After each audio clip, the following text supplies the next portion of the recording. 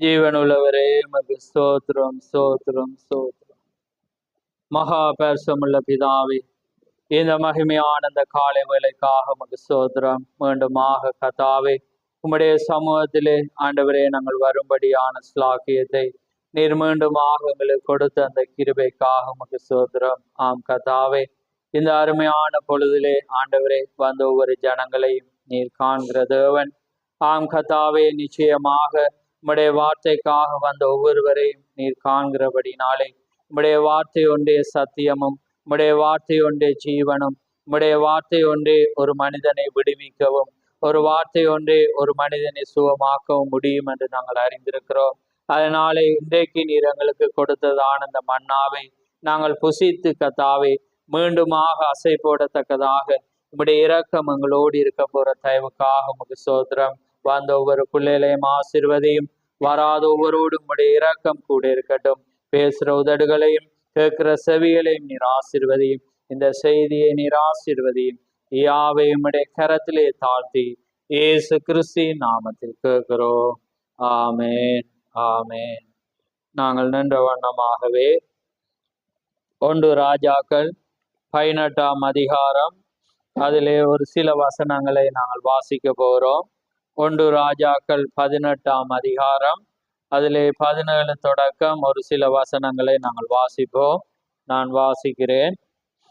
Ahab எலியாவை கண்டபோது Ahab அவனை நோக்கி, இஸ்ரவேலை கலங்க பண்ணுகிறவன் நீ அல்லவா என்றான்.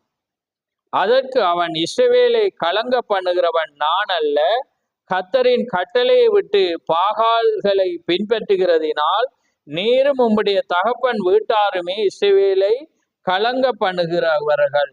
இப்பொழுது கர்மேல் பர்வதத்திலே இஸ்ரவேல் அனைத்தையும், பாகாலின் தீர்க்கதரிசியிலே 450 பேரையும், ஜெசபேலின் பந்தியிலே சாப்பிடுகிற தோப்பு விக்கிரத்தின் தீர்க்கதரிசியில் 400 பேரையும் என்னிடத்தில் கூட்டி வர ஆட்களை அனுப்பும் என்றான். அப்படியே ஆகாப் இஸ்ரவேல் புத்திரர் எல்லாரிடத்திலும் ஆட்களை அனுப்பி கர்மேல் பர்வதத்தின் மேல் அந்த தீர்க்கதரிசியிலே கூடி வரும்படி செய்தான்.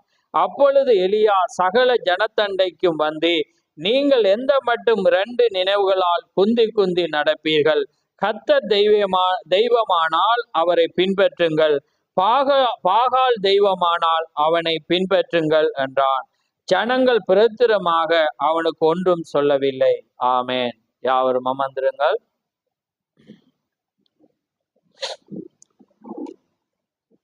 கர்த்தருடைய பரிசுத்த நாமம் மகிமைப்படுவதாக. ஆமேன். இந்த அருமையான நாளிலே நான் எடுத்த செய்தியின் தலையங்கம், சரித்திரத்தில் இருந்து அவரை வெளியே எடுத்து உயர்த்துதல். சரித்திரத்தில் இருந்து அவரை எடுத்து அவரை வெளியே எடுத்து உயர்த்துதல். அப்ப அதாவது சரித்திரத்துல நாங்க கேள்விப்படுகிறோம் தேவன் என்ற, இப்ப அவரை அங்கிருந்து இங்க கொண்டு வந்து நாங்க உயர்த்த போறோம். ஆமேன். விளங்குது அர்த்தம்? ஏன்னா சரித்திரத்திலிருந்து அவரை வெளியே எடுத்து உயர்த்துதல். அதான் ஆபிரகாமின் தேவனும் ஈசாக்கின் தேவனும் யாக்கோபின் அதே தேவன் நேற்றும் என்றும் மாறாத தேவனாயிருக்கு. அன்றைக்கு மட்டும் தேவன், சரித்திரத்தை மட்டும் நாங்க இப்ப பேசிட்டு இருக்க கூடாது. இன்றைக்கு அவரை வெளியே கொண்டு வந்து இன்றைக்கு நாங்க உயர்த்தணும். ஆமேன். அவர் இன்றைக்கு நல்லவராயிருக்கிறார் என்று நாங்க உயர்த்த போறோம். அதான் அந்த செய்தியின் தலையங்கம். 58வது ஆண்டு நான் நினைக்கிறேன் 10ஆம் மாசம் 1ஆம் தேதி என்று நினைக்கிறேன். ரைட். ஆமேன். 10ஆம் மாசம் 1ஆம் தேதி கொடுக்கப்பட்ட இந்த செய்தியை தான் நாங்க இன்றைக்கு பார்க்க போறோம். நாங்க ஒவ்வொரு 3வது வாரத்திலும் என்ன இந்த தீர்க்கதரிசியுடைய புத்தகத்தில் இருக்கிற முடிந்தளவு ஏறக்குறைய முழுவதை நாங்க அதை பார்க்கிறோம். ஏனென்றா நாங்க சிலதை நாங்க விடுவோம். ஏன்னா அதுலதான் பொய்ஸ் இருக்கும். ஏன்னா செய்தி என்று வரக்குள்ள நாங்க பொதுவா பேசுவோம். ஆனா இந்த நாட்கள்ல நாங்க ஸ்பெஷல் விசேஷித்த ஆராதனை என்று வரும்போது நாங்க அதுல இருக்கிற அவ்வளவு ஒரு பொருளின் பேரிலேயே நாங்க என்ன செய்யலாம், நிலைத்து நிக்கலாம். அதனால கர்த்தர் தாமே உங்களை ஆசீர்வதிப்பாராக. நான் இன்னைக்கு எதிர்பார்த்தேன்னா இன்னைக்கு லீவு நாள் என்றபடினால எல்லாரும் வருவாங்க. ஆனா இப்ப அவங்களுக்கு வேலை எல்லாமே, வேலைக்கு போறவங்களை நான் சொல்லல, இன்னைக்கு வீட்டுல நிறைய வேலை இருக்கும். ஏன்னா பல காரியங்களை செய்வாங்க. சில பேர் மறந்தே போயிடுவாங்க. ஏன்னா அதுல வந்து கடந்து அவங்களுக்கு ஐயோ தான், அவங்கள சொல்லியும் திருத்த இயலாது. ஒவ்வொரு முறையும் நாங்க சொல்றோம், ஆனா அவங்க கேட்கிற மாதிரி இல்லை. அதனால அவங்க வந்து என்ன சொல்றது, இத அந்த ஜனங்கள் வந்து பார்த்து கொண்டிருக்கிறாங்க. ஏன்னா அப்ப அதனால நாங்களே மூடன், இன்றைக்கு பார்த்த மாதிரி மூடனாக நாங்க நடக்கும் போதே என்ன செய்ய, எங்கட மூடத்தனம் வந்து மற்றவர்கள் காண்பிக்கப்படுகிறதுன்றது போல எங்கட வாழ்க்கையில நாங்க பைபிளை தூக்கிட்டு வந்தான, வெள்ளை உடுத்துட்டு வந்தான, இப்படி வந்தாலும் அந்த காரியங்கள் என்ன செய்யும், எங்களை காண்பிச்சிடும். ஏன்னா அதுதான் வேதமா இருக்கிறது. ரைட். அப்ப நாங்க இப்ப செய்திக்கு நாங்க கடந்து போக போறோம். அப்ப அதனால வந்து ஆரம்பத்துல நான் எப்பயுமே இந்த செய்தியில் இருக்கிற தீர்க்கதரிசியுடைய நல்ல காரியங்களை நாங்க சொல்வதுண்டு. ரைட். அப்ப அவர் சொல்றேன், அதாவது இவர் அடுத்த கூட்டத்துக்கு வெளி தேசத்துக்கு போகும் முதல் அவர் சொல்றேன், நான் மீண்டுமாய், அதாவது நான் என்னுடைய ஊழியத்துக்காக கடல் கடந்து செல்ல வேண்டியதா இருப்பதினால் நான் வெகு சீக்கிரத்தில் புறப்பட்டு செல்வேன் என்று எண்ணுகிறேன். நான் மீண்டுமாய் அங்கு கடந்து செல்வதற்கு முன்பு சபையார் எல்லாரையும் சேர்த்து வந்து ஒரு சிறு ஐக்கியம் கொள்ள வேண்டும் என்று நான் விரும்பினேன். அப்ப அவர் கடல் கடந்து போகிறார். அதனால் அவர் என்ன செய்யறார், போக முதல்ல எல்லா சபையாரையும், அதாவது தன்னிடத்துல வர்ற எல்லா சபையாரையும் ஒன்று கூட்டி ஐக்கியம் கொள்ள அவர் விரும்புகிறார். ஆமேன். நீங்க அவரோட செய்தியில ஆரம்பத்துல ஜெபிக்கக்குள்ள பாருங்க, சூப்பரா ஜெபிப்பார். ஏன்னா அப்ப அந்த வசனமே ஒரு பொயின்ஸா இருக்கும். அதே போலதான் அவர் ஜெபிப்பார். ஆண்டவரே, நம்முடைய ராஜ்யத்துல ஒன்று ஊர்ற ஜனங்களோடு இருப்பதை குறித்து நான் மகிழ்ச்சி அடைகிறேன். தன்னை விட மற்றவன் அவர் எப்பயுமே உயர்த்தி தான் கொண்டு போவார். ஆமேன். அதான் வேதம் சொல்லுது, உங்களிலும் மற்றவர்களை மேன்மை உள்ளவர்களாய் எண்ணுங்கள் என்று. ஏன்னா வேதம் எங்களுக்கு அப்படிதான் கற்றுக் கொடுக்கிறது. அதே நேரம் நீங்க மற்றவங்க உங்களுக்கு என்ன செய்ய வேண்டும் என்று எண்ணுகிறீர்களோ அதை நீங்க செய்யுங்க என்று வேதம் எங்களுக்கு நல்லதை கற்றுக் கொடு. எந்த மார்க்கமும் அப்படி கற்றுக் கொடுக்காது. ஆனா எங்கட மார்க்கம் அப்படி கற்றுக் கொடுத்திருக்கு. அதனாலதான் நாங்க கிறிஸ்தவர்கள் என்றா நாங்க எதிர்பார்ப்பு இல்லாம மற்றவர்களுக்கு நாங்க கடமைப்பட்டவர்களாக இருக்கிறோம். அதனால்தான் தீர்க்கதரிசின்னு சொல்றேன், நித்திய ஜீவன் என்பது வந்து பிறருக்காக சேவை செய்வது. ஆமே, நாங்க பிறருக்காக வாழ்வது என்ற. நாம் அடிக்கடி சந்திக்கிறோம் என்பதையும் நாம் கடைசி முறையாக ஒரு முறை சந்திக்க போகிறோம் என்பதையும் நீங்கள் அறிவீர்கள். நாங்க அடிக்கடி சந்திக்கிறது தான், ஆனாலும் நாங்க கடைசி முறையும் நாங்க வெளியில பிரயாணம் போகும்போது நாங்க கடைசியாக சந்திக்கிறோம். ஒருவேளை கர்த்தர் அனுமதிச்சு அங்க மறிக்கலாம், என போகலாம், அல்லது பிரயாணம் போகல உறவுகள் வருவாங்க. என சரி நாங்க 10 நாள் தானே, ஒரு 5 நாள் தானே, அல்லது 3 நாள் தானே, அல்லது 1 மாதம் தானே என்று நாங்க சிந்திக்க கூடாது. அது வந்து நேசமா இருக்கிறது. ஏன்னா அப்ப அதனாலதான் பாருங்க, அவரும் பாருங்க, ஒரு அடிக்கடி நாம் சந்திக்கிறோம் என்பதையும் நாம் கடைசி முறையாக ஒரு சந்திக்க போகிறோம் என்பதையும் நீங்கள் அறிவீர்கள். ஆகையால் நாம் அவருடைய வார்த்தையானது நாளுக்கு நாள் திரை நீக்கப்படுவதை காண்கையில் நாம் கர்த்தரோடும் அவருடைய வார்த்தையோடும் நம்மால் முடிந்தளவு நெருக்கமாயிருந்து சரிப்படுத்தி கொள்ள விரும்புகிறோம். ஆமே, ஜனங்களோட இருந்து அவருடைய வார்த்தையை அறிஞ்சு, ஏன்னா நாளுக்கு நாள் வார்த்தை என்ன செய்யப்படுது, திரை நீக்கப்படுது. இன்றைக்கு வாசிச்சது நாளைக்கு கொஞ்சம் விலகுது. என்ன விலகுதுன்ற என்ன அர்த்தம்னா, நீங்க விலகி போறதில்ல, எங்கட வார்த்தை மிஸ் ஆகுதல்ல, நாங்க இன்னும் அந்த வார்த்தையை அறிகிறோம். ஆமே, இன்னும் என்ன செய்யறோம்டா, அந்த வார்த்தையானது இன்னும் நாம் என்ன செய்யறோம்டா அறிந்து கொள்ளுகிறோம். ரைட். சரிப்படுத்திக் கொள்ள விரும்புகிறோம். எனவே நாம் இங்கு ஒரு சிறு கூட்டம் இருக்குமானால் அது அருமையா இருக்கும் என்று அப்பொழுது நான் வியாதியஸ்தருக்காக ஜெபிப்போம் என்று நான் எண்ணினேன். வர்றவங்க கொஞ்சம் பேரா இருந்தா எல்லாருக்கும் நான் ஜெபிச்சு அவங்களை பிரசங்கம் பண்ணினோன சுகம் எடுத்துறது நல்லது என்று அவர் சொல்றேன். அடுத்தது ஒரு தரிசனத்தை குறித்து சொல்றேன் 4வது பந்தியில.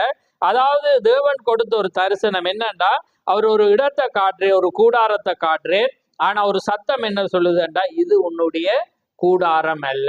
ஆமேன், இது உன்னுடைய கூடாரம் அல்ல. அவரை சேர்ச்சு அவர் காற்று. இந்த கூடாரம் முதலில் கட்டின போது நாம் அப்பொழுது அங்கே மூளைக்கல்லை நாட்டின போது அந்த காலையில் உண்டான தரிசனம் உங்களுக்கு நினைவிருக்கும். அப்பொழுது அவரோ இது உன்னுடைய கூடாரம் அல்ல என்றார். ஆனால் அவர் என்ன ஆகாயத்தின் மேலே அமர்த்தி, அதாவது மேல் அவர் கொண்டு போய் அமர்த்தி, ரைட், அவர் என்னை ஆகாயத்தின் கீழே அமர்த்தி வித்தியாசமான காரியங்கள் சம்பவிக்கும் என்று என்னிடம் கூறினார். நீங்கள் அதை அறிவீர்களானால் அது கூறப்பட்ட விதமாகவே சரியாக அது நிறைவேறுவதை நீங்கள் கவனியுங்கள். புரிகிறதா? அது எப்பொழுதும் அந்த விதமாகவே இருந்து வருகிறது. ஆகையால் அவர் என்ன கூறுகிறாரோ அது தேவனாயிருக்கிறது என்றும் அது உண்மையாயிருக்க வேண்டும் என்று நான் உறுதியாக நம்புகிறேன். அவர் தேவன் ஒரு தரிசனத்தை கொடுத்தா அது நிச்சயம் நிறைவேறும். ஏனென்று அவர் சொல்ற அது தேவனாயிருப்பதினால அது நிச்சயம் நடக்கும் என்பதை நான் நம்புகிறேன் என்று அவர் சொல்றேன். அடுத்து 5வது பந்தியில் அவர் பெரிய கூடாரத்தை கண்டேன், அது மிகப்பெரிய ஒன்றாயிருந்தது, அநேகர் பீடத்தண்டை வளர்ந்து அழுது சுகமாக்குதலை நான் கண்டிருக்கிறேன் என்று சொல்றார். நிறைய காரியங்கள் அவர் அதுல சொல்லி வந்து கடைசி அவர் சொல்றேன், அங்கு நடைபெற்ற யாவும் கண்டு வியப்புற்றேன். அப்பொழுது நீங்கள் அந்த புகைப்படத்தில் காண்கிற கர்த்தருடைய தூதனானவர் என்னிடத்தில் இருந்து புறப்பட்டு அந்த சிறு கட்டடத்தின் மேலே சென்று அங்கே நின்று விட்டு பின்னர் கீழே சென்றார். அப்பொழுது ஒரு சத்தம் பேசி, நான் உன்னை அந்த ஸ்தலத்திலே சந்திப்பேன் என்றது. நல்லது, இப்பொழுது நான் அந்த நேரத்துக்காக எதிர்நோக்கி கொண்டிருக்கேன். இது எத்தனையாம் ஆண்டு எடுத்தது? 58. அவர் எப்ப அந்த ஸ்தலத்துல சந்திப்பேன் என்றது? 1963 என்ன நடக்குது? அவருக்கு ஒரு பட்டயம் கொடுக்கிறது. அதுக்கு பிறகு சன்சைட் மவுண்டன்ல என்ன செய்யறது? 7 தூதர்கள் அவரை மேலே கொண்டு அந்த மத்திய ஆகாயத்துல வச்சு என்ன செய்யறாங்க? அந்த வார்த்தையை வெளிப்படுத்துறத நாங்க பாக்குறோம். நாங்க அடுத்த வாரம் அதுக்குரிய செய்தியை நாங்க பார்க்க போறோம். ரைட். அப்ப அதையும் அவர் இங்க சொல்றார். அடுத்தது அவர் சொல்றேன், அடுத்த அந்த ஊழியங்களை குறித்து சொல்றேன். இப்பொழுது 10வது பந்தியில, இப்பொழுது நாங்கள் உங்களை சரியான நேரத்தில் அனுப்பிவிட முயற்சிக்கிறேன். அதாவது நான் சொல்லப்பட்ட டைம்ல உங்களை அனுப்ப விரும்புகிறேன். பாடல் ஆராதனை 1/2 மணி நேரமும், பிரசங்க ஆராதனை மற்றும் பீட ஆராதனை முதலியன ஏறக்குறைய 1 மணி நேரமும் ஆக அது 1.5 மணி நேரமா இருக்கும். எனவே நின்று கொண்டிருக்கும் ஜனங்களுக்கு தசைப்பிடிப்பு ஏற்படாது. எனவே நாளை இரவு திரும்பவும் வரலாம். அப்ப 1.5 மணித்தியாலத்துக்குள்ள, ஏண்டா ஒரு எங்கட சர்ச் ஓர்டர்லயும் என்ன செய்யறேன், 1.5 மணித்தியாலத்துக்குள்ள எல்லாமே முடிக்க சொல்றேன். ஸ்பெஷல் மீட்டிங் என்பது நாங்க விசேடமா அறிவிக்கப்பட்டது. ஆனா ஞாயிறு அல்லது ஒழுங்குகள் எல்லாமே அறிவிக்கும் போது அந்த 1.5 மணித்தியாலத்துக்குள்ள என்ன செய்யணும், முடிக்கணும் என்று அவர் இதுல சொல்றேன். அதனால நீங்க அவங்க என்ன நினைக்கிறாங்க, அவங்க நிறைய ஜனங்கள் வருவாங்க, சில பேர் கதிரை கிடைக்காது, 1.5 மணித்தியாலம் என்ன செய்யணும், நின்றுட்டு அப்ப தசை பிடிக்காதுன்னு அவர் சொல்றேன். ரைட். அதனால நீங்க திரும்பவும் வரலாம் என்று அவர் அங்க சொல்றத நாங்க பாக்குறோம். ரைட். 12வது பந்தியில அவர் சொல்றேன், அன்புள்ள தேவனே, நான் அந்த ஜெபத்தை வாசிக்கிறேன் பாருங்க. அன்புள்ள தேவனே, நாங்கள் இன்றிரவு உம்முடைய பிரசன்னத்தில் நிற்கிறபடியினால் நாங்கள் வெறுமனே பூமியின் மண்ணாய் இருக்கிறோம் என்ற எங்களுடைய பலவீனமான உருவத்தை அறிந்து கொள்கிறோம். உம்மை கனப்படுத்தவும் மகிமைப்படுத்தவும் நீர் எங்களை ஜீவனுள்ள உருவங்களாய் கொண்டு வந்திருக்கிறீர் என்ற. ஆமென். நாங்க என்னையா கனவீனமானவங்க வெறுமை, ஆனா நீரே எங்களை கொண்டிருக்கிறீர். உம்மை கனப்படுத்தவும் உம்மை மகிமைப்படுத்தவும். அதே நேரத்தில் அவர் அடுத்ததுக்கு நான் ஜம்ப் பண்ணி போறேன். ரைட். அது அவர் நல்ல வசனம் தான். ஒரு மேலான உலகத்தில் என்றென்றைக்கு உம்மோடு ஜீவிக்கும்படியாக எங்களுக்கு அளிக்கப்படும் எங்களுடைய நித்திய இலக்கை நம்பி விசுவாசத்தின் மூலம் நாங்கள் எங்களே உம்முடைய கரங்களில் ஒப்புவிக்கிறோம். பாருங்க அவர் ஜெபத்தை. ரைட். அடுத்தது பாருங்கள், ஜெபத்தை நான் அடுத்த தாண்டி போறேன். நாங்கள் இருக்கிற இந்த சிருஷ்டிப்பானது மாற்றப்படும் போது அவருடைய சொந்த மகிமையின் சரீரத்தை போன்ற ஒரு சரீரத்துக்குள்ளாக உருவாக்கப்படுவோம். அப்பொழுது நாங்கள் அவர் இருக்கிற வண்ணமாக அவரை தரிசிப்போம். பவுலும் அந்த வார்த்தையை சொல்றோம். அதே போல இப்ப நாங்க மண்ணால இருக்கிறோம். ஏன்னா எங்களோட ஆத்துமா போன பிற்பாடு நாங்க ஒரு நாள் அவரை சந்திக்கும் போது அவர் எப்படி இருக்கிறாரோ அவர் இருந்த வண்ணமாகவே நாங்க என்ன செய்ய போறோம், இருக்க போறோம். அப்ப இது மண்ணான சரீரம், பலவீனம் உள்ளது, என வியாதிப்பட வேண்டியது, என அழ வேண்டியது, துக்கப்பட வேண்டியது எல்லாமே இருக்கும். ஆனா அவர் அது இல்லாத அழியாத ஒன்றைதான் எங்களுக்காக அவர் வைத்திருக்கிறார் என்றும் அவர் அந்த ஜெபத்துல பாருங்க, ஜெபிக்கக்குள்ளேயே வார்த்தையை வச்சு அழகாக அவர் ஜெபிக்கிறத பாருங்க. இப்ப நாங்க வாசிச்ச வேத வார்த்தைக்கு வந்துட்டோம். அதாவது ஆகாப்புடைய நாட்கள். அதாவது ஆகாப்புடைய நாட்கள் என்ன, இஸ்ரவேல் ஜனங்கள் தேவனை மறந்து பாகால் பேயோரை நம்பி என குந்தி இருக்கிறாங்க. குந்தி என்றா இருந்து போற அர்த்தம் இல்ல, அங்க அதை நம்புறது, திரும்ப இதை நம்புறது, அங்க போறது, எல்லாத்தையும் மிக்ஸ் ஆக்கிட்டான். அப்ப அதான் எலியா வந்து சொல்றா, நீங்க இந்த 2 நினைவா என குந்து இயலாது. ஒன்று கத்தர் தெய்வம் என்றா கத்தர்கிட்ட வாங்க, பாகால் தெய்வம் என்றா பாகால்கிட்ட போங்க. எதை தெய்வம் என்று நம்புறீங்களோ பாங்க, 2ஐயும் நம்ப கூடாது. ஏனாமே அப்ப அதை தான் அவன் சொல்றத பாக்க. அப்ப அது சரித்திரத்திலிருந்து இப்ப வெளியே கொண்டு வந்து நாங்க என்ன செய்ய போறோம், உயர்த்த போறோம். இப்ப ஆபிரகாமை பாக்குறோம், நோவாவை பாக்குறோம், யோபுவை பாக்குறோம், என்ன ஏனோக்க பாக்குறோம், எல்லாரையும் சொல்லி வாரோம். நாங்க என்ன செய்யறோம் என்றதான் நாங்க பார்க்கணும். ஏன்னா இன்றைக்கு அந்த சரித்திரத்தின் தேவன் எங்களோடு இருக்கிறார். ஆமே. நாங்க தேவனோடு நடக்கிறோமா? நாங்க இப்ப அவரை உயர்த்திட்டு இருக்கிறோமா?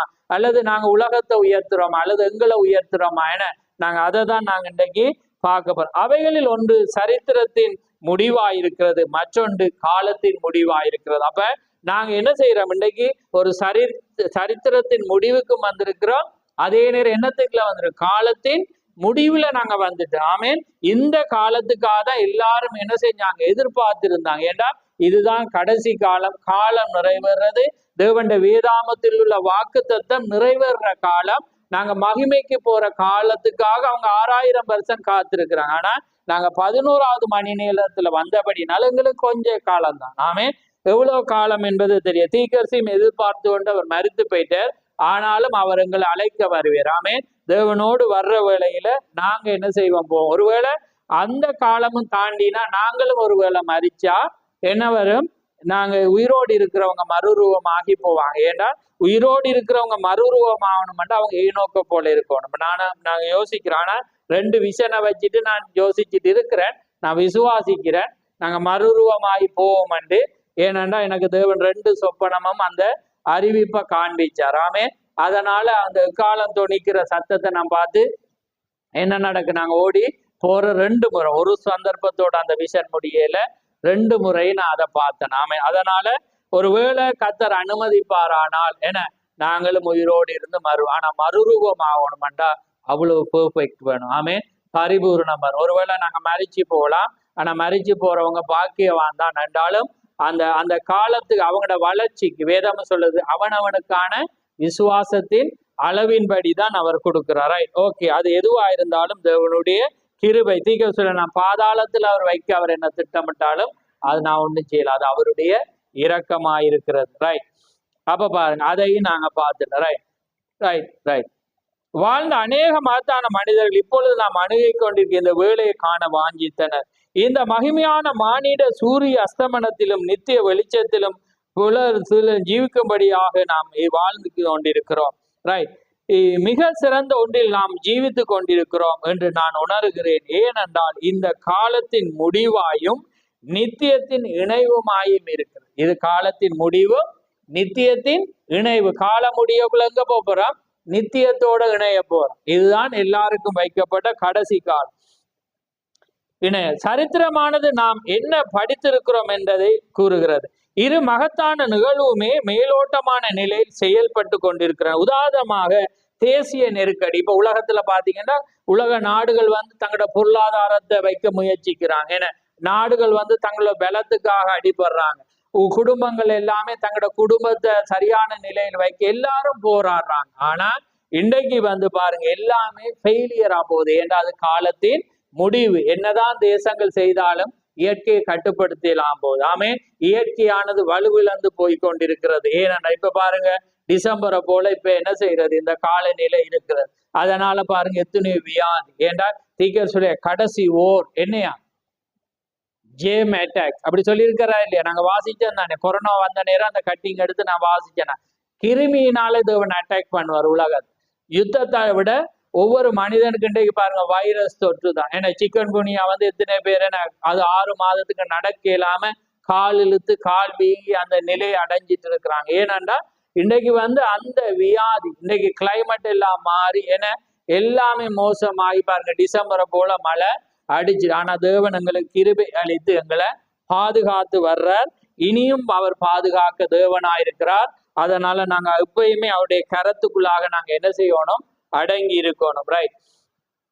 அப்ப பாருங்க இணைவாயிருக்கிறது. ரைட். இந்த மகத்தான நிகழ்வுகள், இந்த நெருக்கடிகள் இப்பொழுது நம்முடைய கர்த்தர் தேசங்களுடைய அமைதியின்மையும் தத்தளிப்பையும் நேரமும் தேசங்களுடைய இடுக்கணும் உண்டாகும் என்று, அப்படிப்பட்ட ஒரு நேரம் உண்டாகும் என்று முன்னறிவித்தார். தேவன் சொன்னதுதான் நடக்குது. இப்ப ஈரான் பயந்துட்டு இருக்குது, அமெரிக்காவுக்கும் பயம். இப்ப இராணுவத்துல என்ன செய்யறாங்க? இருக்கிறாங்க. எல்லாமே தத்தளிப்பு. ஆனா அது ஒன்றுமே இல்லை. தேவன் நினைக்கிறது தான் நடக்கும். ஆமேன். அப்ப தேவண்ட வேலையில நாங்க நான் மனித தன்மையோடு செய்யக்கூடியதாய் தோன்றுகிற ஒவ்வொரு காரியத்தை கொண்டும் அதனை கொஞ்ச காலம் நீடித்திருக்கும்படி செய்ய முயற்சிக்கிறோம். ஆனால் நாம் காலத்தை செலவழித்து கொண்டிருக்கிறோம். நாங்க என்ன செய்யறோம்? எங்கட முயற்சியினால கட்டுப்படுத்த பார்க்கிறோம். எங்கட முயற்சியினால சுகத்தை தக்க வைக்கப்பா. ஆனா அதெல்லாம் வேஸ்ட். ஆனா கர்த்தரை நம்புவோம்டா நாங்க தான் அந்த பாட்டு, எனக்கு அந்த பாட்டை கத்தரை நம்பியே ஜீவிப்போம். ஏன்னா அது எல்லாமே உத்தமனுக்கு முன்றும் கத்தர் துணை. எனக்கு அந்த வசனம் எல்லாமே பிடிக்கும். ஆமே. அப்ப அப்படி நாங்க ஜீவிக்க வேண்டிய ஒரு காலத்துலதான் நாங்க என்ன செய்யறோம் இருக்கிறோம். ரைட்.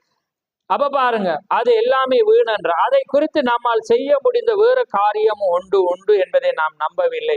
நாம் அதனுடைய முடிவில் இருக்கிறோம். நாம் கொஞ்ச காலம் ராஜாக்களை கொண்டு முயற்சித்தோம், அவர்கள் கிரிய செய்ய முடியவில்லை. அந்த வேதத்தை சொல்ல முதல் ராஜாக்கள் என நியாயாதிபதிகள் அப்படி ஒவ்வொன்றை வந்த ஒன்றுமே செல்லுபடியா.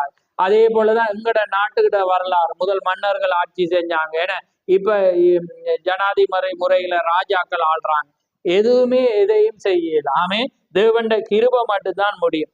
நாம் அந்த நேரத்தில் இருப்போமானால் சபையானது எங்கே இருக்க வேண்டும்? அது பெரிதான நெருக்கடி ஆயிடுச்சு. இப்ப நாடுகள் இருக்கும் இடப்பே தீக்க சொல்றேன், தேசத்தின் ஆவி மெசேஜ்லயும் இருக்கு, மெசேஜுக்குள்ளேயும் அந்த ஆவி வரும். ஆனா தேவண்ட ஆவியை பெற்றா மட்டும்தான் நாங்க தப்பலாம். ஆமே. அதுதான் அப்ப பாருங்க, அந்த தேசத்தின் ஆவியை போலதான் இன்றைக்கு ஊழியக்காரர்கள் இருப்பாங்க. ஆனா அப்படி நாங்க ஆளையலாது, நாங்க தேவனுடைய வார்த்தையில் ஆகியால் நாம் கூட ஒன்றை இல்லற வாழ்க்கை இக்கட்டை உடையவளாயிருக்கு. அதே போல எங்களோட குடும்பங்கள்லயும் இக்கட்டு இருக்கு. ஏன்னா எங்களோட குடும்ப வாழ்க்கை அதான் திக சொல்லி எங்களுடைய இல்லற வாழ்க்கை இக்கட்டை உடையவளாயிருக்கிறோம். வீட்டு வாழ்க்கையானது மேலோட்டமான தண்ணீருக்குள் ஓடிக்கொண்டிருக்கிற போல தென்கெடுகிறது. இப்ப நாங்க வடிவா வாழ வேண்டிய நாங்க இப்ப என்ன செய்யறோம்னா தண்ணியில ஓடுற மாதிரி. குடும்பம் என்றா ஒரு எப்படி ஒரு என்ன சொல்றது, ஒரு மேலோட்டமா உலக மனிதனை போல. உலக மனிதன் என்ன செய்வான், தனக்கு ஒரு வாரிசு வரணும், தான் கட்டினான் என்று அல்லது என்ற சொத்தை பார்க்க ஒரு குடும்பத்தை தெரிவு செய்வாங்க. மனைவிய பிள்ளைகளுக்குள்ள அன்பு இருக்காதேன அவங்க கடமைக்கு போவாங்க, தொழிலண்டு போடுவாங்க, என்ஜாய் ஆயிருப்பாங்க, பிள்ளைகளை பெட்டின்னு. அப்படியான வாழ்க்கை இன்றைக்கு மெசேஜுக்குள்ளேயும் வந்துட்டேன். இன்றைக்கு எல்லார வாழ்க்கையும் என்ன செய்யறது, அப்படிதான் ஓடுது. ஒரு மேலோட்டமா பாசம் இல்லாம, ஒரு கடமைக்கு அன்பு இல்லாம, ஒருவருக்கு ஒருவர் ஒத்தாசை இல்லாம, இப்படியான காரியங்கள் ஏனென்றா இது கடைசிக்காக. ஏன்னா தேவன் வெளியே இருக்கிறார், ஆனா அதனால அவர் வெளியே இருந்து தட்டுற, ஆனா உள்ள வந்தாதான் என்ன செய்யும், இல்லாம ஒற்றுமையாகும். ஏன்னா அதனால இன்றைக்கு பாருங்க அந்த நிலையில போறத நாங்க தண்ணீருக்குள் ஓடிக்கொண்டிருக்கிறது போல நாங்க என்ன செய்யறோம், அடிபட்டுட்டு இருக்கிறோம். அதனால எங்களோட குடும்ப வாழ்க்கை, இல்லற வாழ்க்கை அது வழக்கமாக ஒரு வீட்டில் அந்த தகப்பனார் குடும்ப தலைவர் காலையில் அமர்ந்து அவர் தன்னுடைய குடும்பத்தோடு பேசுவார். அவர்கள் யாவரும் பண்டைய குடும்ப வேதாமத்தை எடுத்து அது ஒரு சிறு பகுதியை வாசித்து விட்டு யாவரும் மேசையை சுற்றி சேர்ந்து ஜெபத்தை ஏறெடுப்பார். நீங்களோ அதை ஒருபோதும் காண்பது இல்லை. இப்ப சொல்றேன், எப்பொழுதும் சென்றவுடன் தாயார் பாத்திரங்களை கழுவின பின்பு அவர்கள் யாவரும் உள்ளே ஒன்று கூடி வேதாமத்திலிருந்து ஒரு சில பகுதியிலே வாசித்து விட்டு படுக்கைக்கு செல்லும் முன்னர் ஜெபிப்பார்கள். அப்படிதான் என்ன செஞ்சாங்களா, வாழ்ந்தார்கள். இப்ப இன்றைக்கு காலம் என்ன செஞ்சிட்டு எல்லாமே மாத்திட்டு. அந்நாட்களில் இளைஞர் புரியும் தீய செயலை கண்டறிவது நிச்சயமாகவே ஒரு கடினமாயிருந்த. தீங்கு யாராவது புள்ள செஞ்சிட்டான்னா கஷ்டம். என்ன இப்ப நாங்கெல்லாம் பாருங்க, ரோட்ல கடையில நின்று ஏதாவது ஒரு பண்ணை சாப்பிட்டாலே அது ஒரு அது கூடாத காரியம். இன்றைக்கு ரோட்டு கடையண்டு ரோட்லதான் இருந்து எல்லாரும் என்ன செய்வாங்க, சாப்பிடுவாங்க, ஐஸ்கிரீமை குடிப்பாங்க. அங்கட அம்மாங்கெல்லாம் அடிப்பாங்க, ஏன்னா ரோட்ல சாப்பிடலாம்.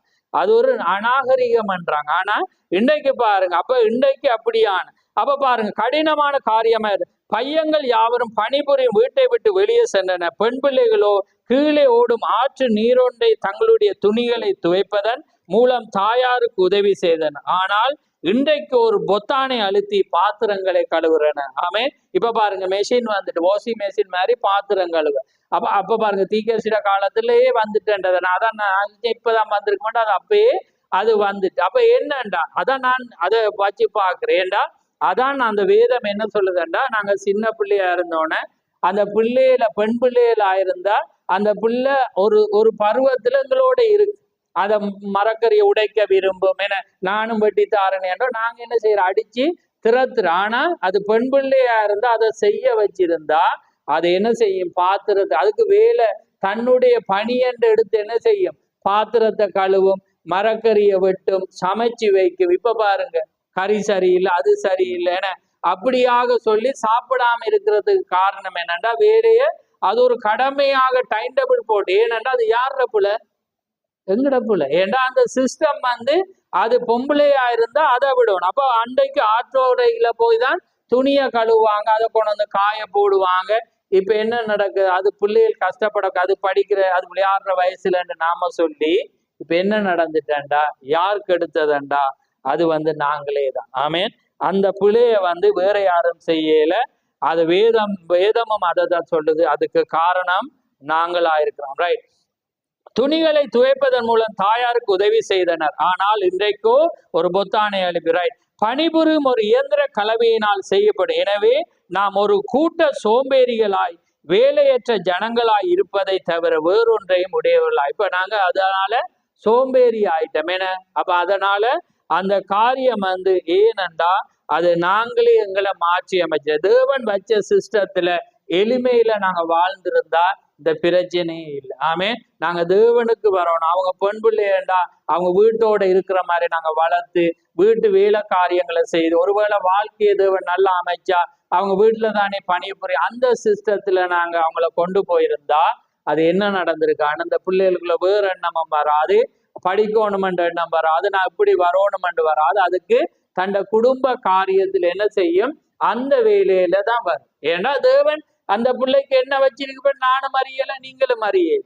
அப்ப அந்த புள்ள காலத்தை தவற விட்டு தன் ஒரு நிலைக்கு வந்து அந்த நிலை இல்லாம போனா அது யார பாருங்க, தேவன்றதும் இல்லாம போய் அந்த பிள்ளைக்குரிய தன்மையும் இல்லாம போய், ஏன்னா அதே போல அந்த வாழ்க்கையில நாங்க செலவழிச்ச பணங்களும் இல்லாம போ. அதனாலதான் வேதம் என்ன சொல்லுது? நீ ஞானி ஆனா இப்படி நட, நீ மூடனா இருந்தா நீ அடப்பப்படுங்க, நீ வெட்டின குழியிலே நீ விழுவாய். அப்படிதான் நாங்க எங்கட வாழ்க்கையேண்டா ஞானம், அதான் ஆலோசனை. வேதமே ஆலோசனை. ஆமே. வேத வார்த்தை தான் எங்களுக்கு ஆனா நாங்க அதை யாருமே சிந்திக்க மாட்டோம். ஆனா அனுபவம் வரக்குள்ள சிந்திப்போம். ஆனா அது பஸ் போயிருமே, அந்த காலத்தை நாங்க வீணடிச்சிடுவோம். ரைட். ஆனா நாங்க இந்த நாள்ல தேவனங்களை உணர்த்த அவர் என்ன செய்யறார்? பேச. அமெரிக்காவில் உள்ள அநேக வீடுகளில் வேதாமானது ஒதுக்கி வைக்கப்பட்டு அவர்கள் அதை கண்டுபிடிக்க ஒரு நேரமாக தேடுவாங்களாம். இப்ப சேர்ச்சிக்கு போகக்குள்ள பைபிளை தேடுறோம் எங்க வச்ச, ஏன்னா அது போன ஞாயிறு வச்சு அடுத்த ஞாயிறுக்குள்ள சேர்ச்சிக்கு கடைசி நேரத்துல வெளிக்கிட்டு போகல நாங்க தேட வேண்டிய நேரம். அப்ப அதான் சொல்ல, அமெரிக்காவில வந்து ஒரு நேரம் அவங்க வீட்டை பைபிளை ஒதுக்கி வச்சுட்டாங்க. இல்லாட்டி நான் காலை இரவு வாசிச்ச எப்பயும் எப்ப எங்க இருக்கும்? பைபிள் ஒரே இடத்துலதான் இருக்கு. ஆனா நாங்க வாசிக்காதவங்களா இருந்தா அதை தள்ளிடுவோம். அது தள்ளினா அது புத்தகம் தான், ஆனா அதுல யார வார்த்தை இருக்கு? தேவனுடைய வார்த்தை. அதனால இது ஒரு காகிதம் தான், ஆனா நாங்க விசுவாசிக்கிறோம். ஏனென்றா அது வந்து தேவனுடைய வார்த்தை. ஆமே. அதனாலதான் பழசாயினாலும் எரிய பயமா இருக்கு, எரிக்க பயமா இருக்கு. அதுதான் கஷ்டம். அதனாலதான் நான் இப்ப எடுக்கிற அந்த வாக்குத்தத்த கேலண்டரை நிப்பாட்டினேன். ஏன்டா அது முடிஞ்ச பிறகு என்ன செய்யறோம்? முதலண்டா நாங்க என்ன செஞ்சோம்? உரை போட்டோம். இப்ப பிள்ளைகள் அதுவும் போடுதுகள் இல்லைன்னா இப்ப மினிக்கிறதான உரை இருக்கிறபடினா, ஏன்னா முதல்ல நாங்க வேத வார்த்தையோட உரையை போட்டு பாதுகாப்போம். ஏன்னா ஆனா அதனாலதான் நாங்க அதை தடை செய்யறோமே. அப்படி இருந்து நாங்க இந்த முறை எடுத்துட்டோம். ஆனா வந்து அதை நாங்க இப்ப தவிர்த்து வாரோம். ஏன்னா அது எரிக்க பயமா இருக்கு, அதை நாடானுக்கு கொடுக்க பயமா, நாடான் தான் அவனுக்கு கொடுக்க பயமா இருக்கு. ரைட்.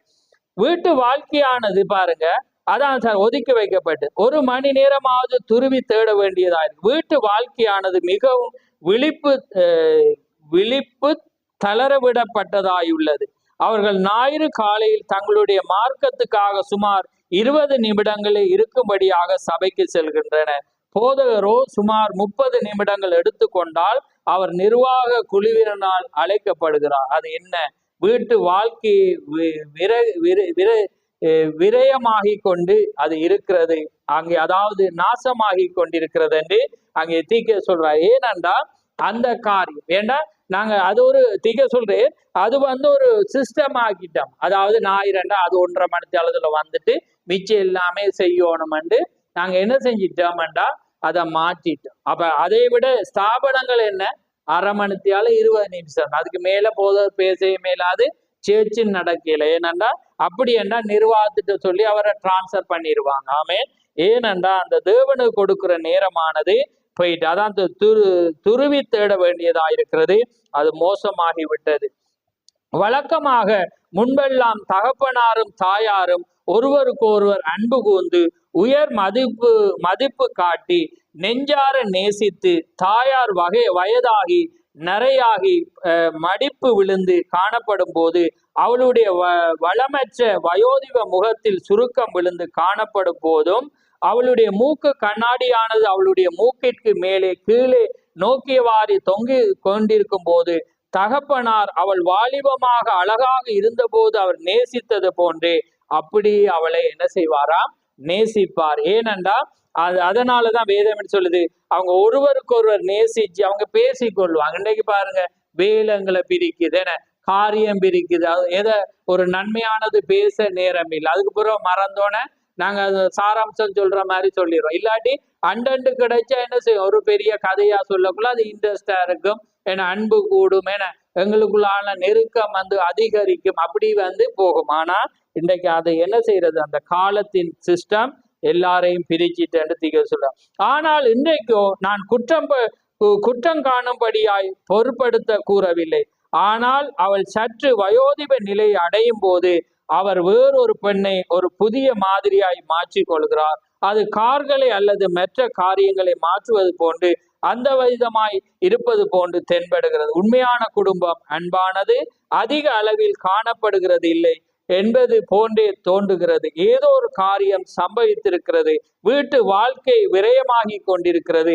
அநேக ஆண்டுகளுக்கு முன்பு நாம் வழக்கமாக கொண்டிருந்த பண்டைய அமெரிக்க இல்லத்தை நாம் உடையவராயிருக்கவில்லை. அன்றைக்கு அப்படி எல்லாமே இருந்தது. நான் பண்டைய அமெரிக்காவை சொல்றேன். அதே போல அமெரிக்கால பாருங்க, வயதாகக்குள்ள அவங்க டிவோர்ஸ் எடுத்து இன்னொரு ஆளை முடிச்சிருவாங்க. என்ன அப்படி சிஸ்டங்கள் அமெரிக்கால இருக்கு. அது கார பழசாவுக்குள்ள மாத்துற மாதிரி அவங்க வாழ்க்கையை மாத்துறாங்க. அதனால சீக்கிரம் சொல்ற என்னடா, குடும்ப வாழ்க்கையானது அன்பில்லாமல் அரவணைப்பு இல்லாமல் காரியங்கள் இல்லாம என்ன செய்யறதாம், ஒரு வெதுவெதுப்பான ஒரு காரியமாய் என்ன செய்தாம் மாறிக்கொண்டு போறது அவர் என்ன சொல்ற இங்க சொல்லுகிறத பாக்குறோம்.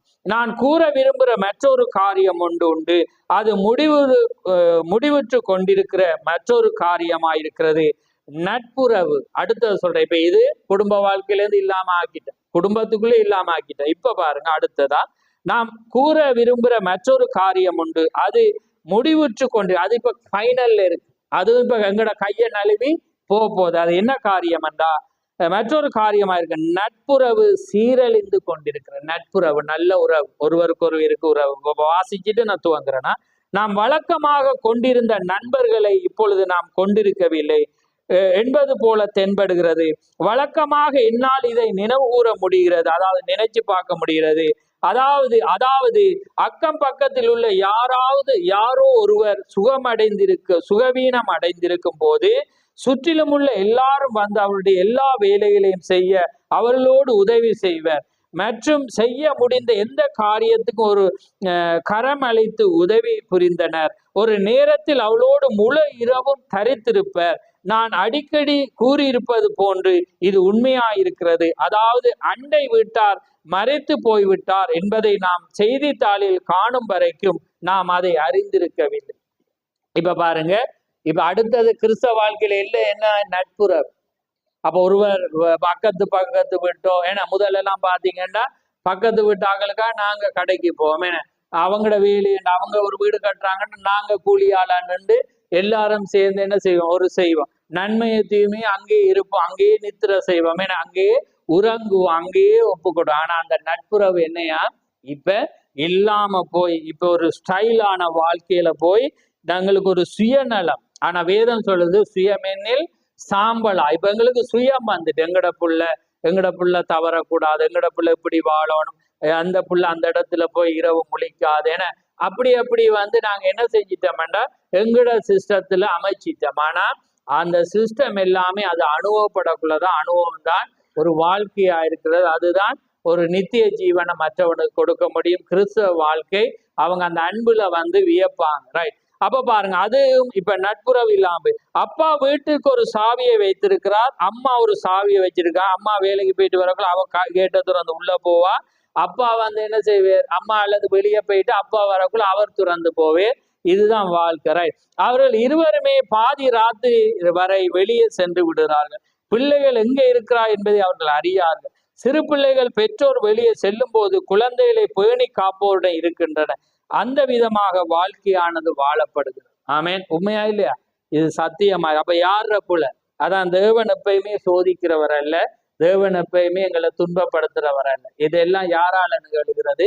எங்களால தான். எங்களோட வாழ்க்கை சிஸ்டம் தான் நாங்க தேவனை விட்டு தூர போகணும் ஏன்னா.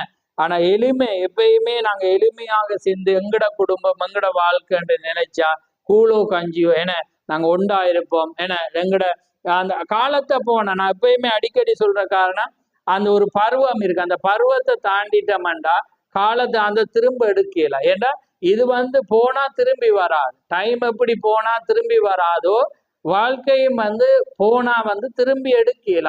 அதை நாங்க என்ன செய்யல, அது திருப்ப இயலாது. அதுக்கு பிறகு நாங்க யோசிக்க இயலாது, அதை நாங்க செய்யல. ரைட்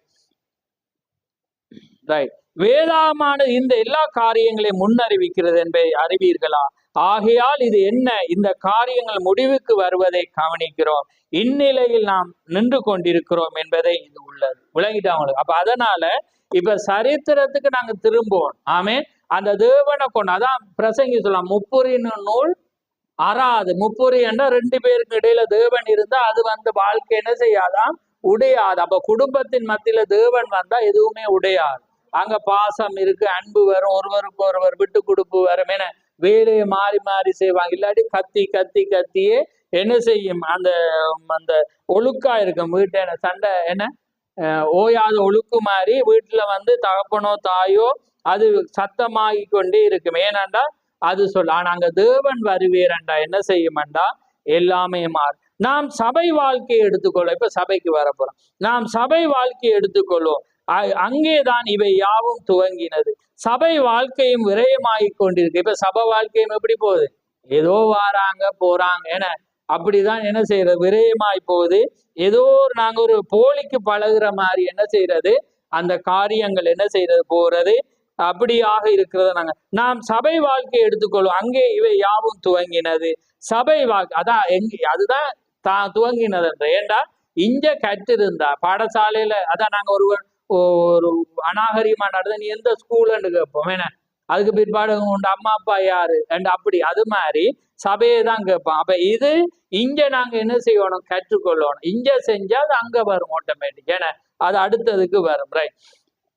சபை வாழ்க்கை விரயமாய் கொண்டிருக்கிற ஜனங்களோ இன்றைக்கு சபையை ஏறக்குறைய ஒரு விக்கிரமாகவே ஒரு குலமரபு சின்ன நிலையை கம்பத்தை போன்று எண்ணிக்கொள்ளுகின்றனர்.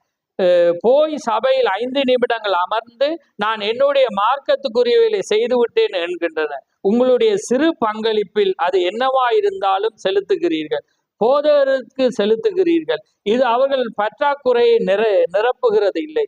அவர்கள் ஒரு சிறு இரவு உணவை கொண்டு அதை போதகருக்கு அளித்து சமரசம் பண்ணுகின்றனர். அப்ப பாருங்க இவங்க என்ன செய்யறாங்கண்டா, இந்த வாழ்க்கையானது சபையில துவங்கி இன்றைக்கு ஏறக்குறைய சபையை எப்படி ஆக்கிட்டாங்களா, விக்கிரமாக்கிட்டாங்க. ஏன்னா இந்த சபை நல்ல செய்தி நல்ல காரியம் அதுதான் இருக்குள்ளே, நாங்க என்ன செய்யல மாற. அப்ப நாங்க அதை மேன்மை பாராட்டிட்டு இருந்தா அதை என்னவா மாத்திரம் விக்கிரமா. புரியுதா? நாங்க எங்களே இதன்னா அது எங்கட பிள்ளையை உயர்த்தினா அது என்ன விக்கிரம், எங்கட கணவனை உயர்த்தினா அது என்ன விக்கிரம், என்ன சபையை உயர்த்தினா என்ன விக்கிரம். ஆனா நாங்க அது நல்லது, நாங்க அதுக்காக நன்றி செலுத்திட்டு அதை போல போதனையை போல நாங்க மாறணும். என்ன செய்யணும், எங்களை நாங்க மாத்திக்கணும். இப்ப அதான் சொல்ற குல மரபு சின்னம் அப்படின்னா ஒரு சின்னம் ஆக்கிட்டாங்க.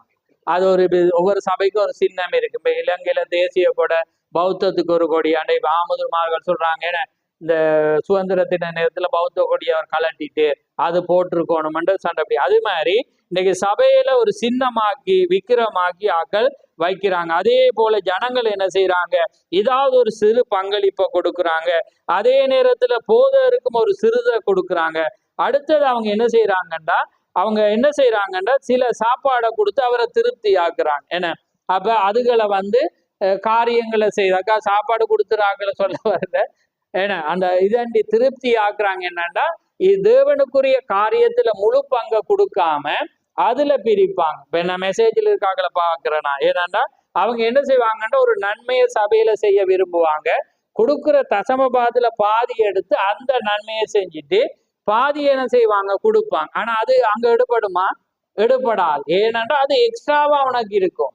அல்லது கொடுக்காம இருப்பாங்க. கொடுக்காம இருந்துட்டு என்ன செய்வாங்க, அதை நாங்க இதை செய்யறோம், ஏன்னா இதை வாங்கி தாரோம் அல்லது இதை செய்யறோம்ட்டு என்ன செய்வாங்க, அதை கொடுப்பாங்க.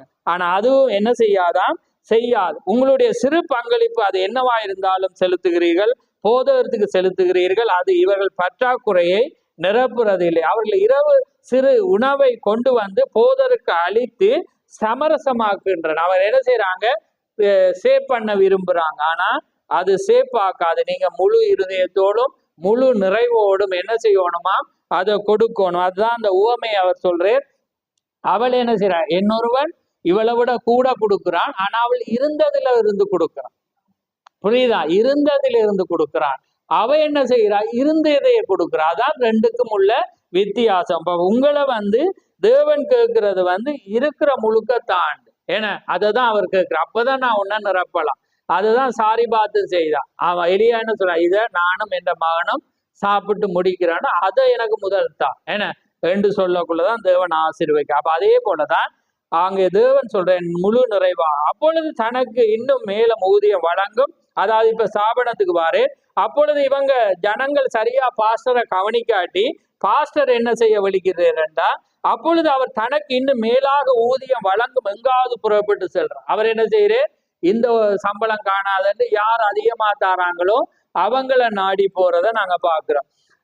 அது சொல்லுகிறார். அது போத தெய்வீக பிரகாரமாக அழைக்கப்படவில்லை. அது போல என்று என்ன, அப்படி அவர் இங்க விட்டுட்டு தனக்கு கொடுத்தது இங்க சம்பளம் காணாண்டு போனா அது தெய்வீக தேவண்ட அழைப்பு அல்ல.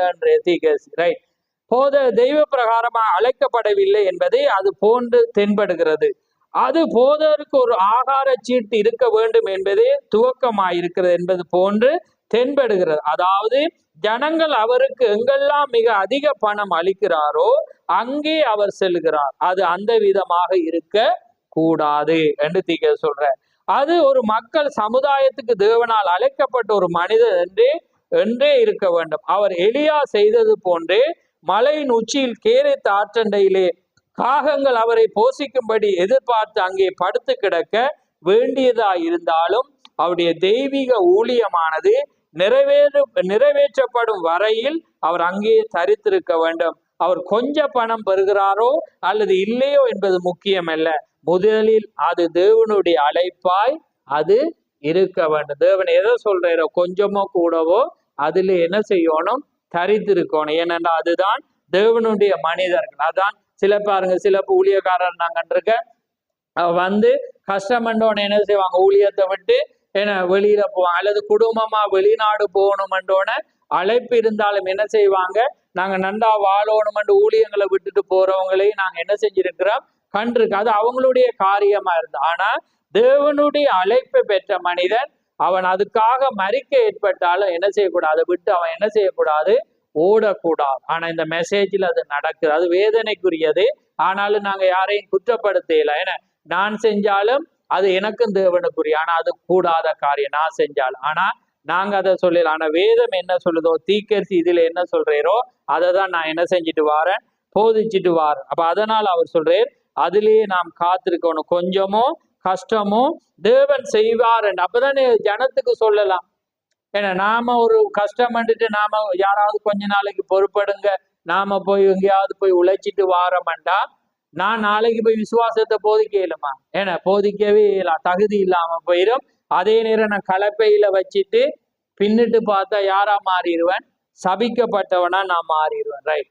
அப்ப பாருங்க, ஆனால் அது பணத்தின் அழைப்பை அல்லது பெரிய நிலையை மாற்றும். அந்த ஒழுங்கின் பேரில் ஏதோ ஒன்றை அல்லது அதிக புகழ் வாய்ந்த நபராக மாற்றுவதற்கு ஒரு பெரிய சபையாக அல்லது அதை போன்ற ஏதோ ஒன்றை மாற்றுவது நிலையை மாற்றுகிறது. அதாவது அப்படி போனா நாங்க எங்கட சபையை பெருசா மாற்றணும், அல்லது என்ன செய்யணும், நான் பெரிய ஃபேமஸா மாறணும், அல்லது நான் பணத்துல உழைக்கணும் என்று போனா அது தவறானது என்று தீக்கரிசி சொல்றத நாங்க பாக்குறோம். ரைட். அப்ப பாருங்க, அப்படியான காரியத்தை இங்க சொல்றேன். அதே நேரத்துல நிறைய காரியம் இப்ப நான் முன்னுக்கு தான் நிக்கிறேன்.